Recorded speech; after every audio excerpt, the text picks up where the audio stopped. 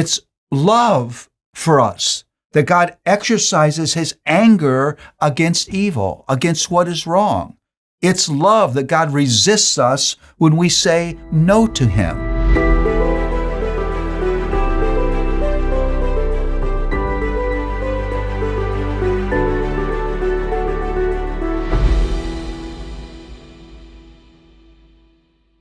Well, I want to go back to a verse that I read in the previous study and unpack it more. I want to entitle this study, Anger and Grace.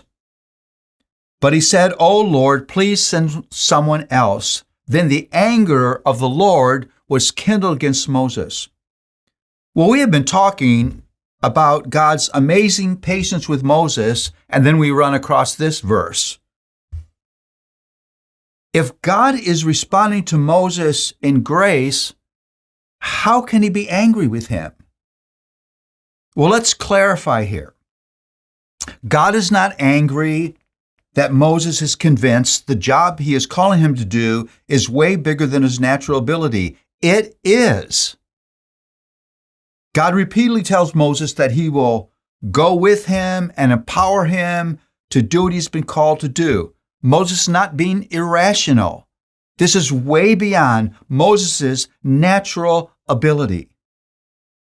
Second, God is not angry with Moses, angry that Moses reminds him that he's not very good with words. God knows who Moses is. He created him.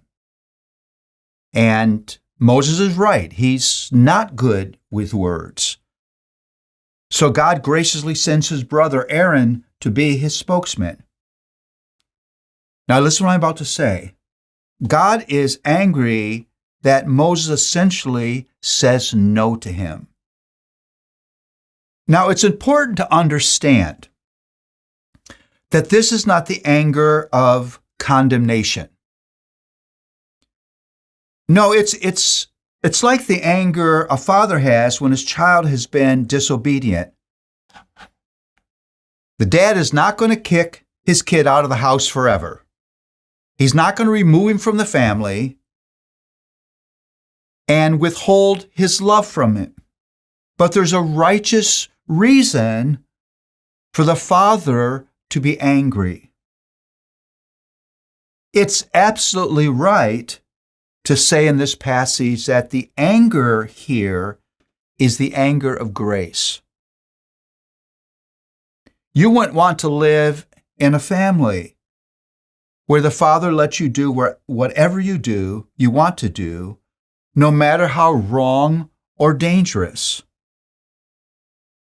The anger a father feels when his child steps out of the clearly communicated boundaries is motivated by love and a desire to see good things grow in the child's life. In the same way, you wouldn't want to live in a world where the person who sits on the throne of the world is never angry with evil. That would be a world no one could live in. It would be incredibly violent, incredibly dangerous. It would be absolutely unlivable. It's love for us that God exercises his anger against evil, against what is wrong. It's love that God resists us when we say no to him. Because he's perfectly holy, his will is always what's best for us, and because he's perfectly holy, his anger is never unrighteous. So it is with Moses. Poor, fearful, doubting, resisting Moses just had no idea of the glories that were in front of him. He had no idea of the blessings of his future life. He had no idea of the place he would have in God's grand redemptive narrative. Just like a child doesn't know about life in the way that his father knows about life. The fatherly anger of our Lord is a function of His grace. That anger is Him reaching out His hands to us and pulling us back to the life that He knows is best for us.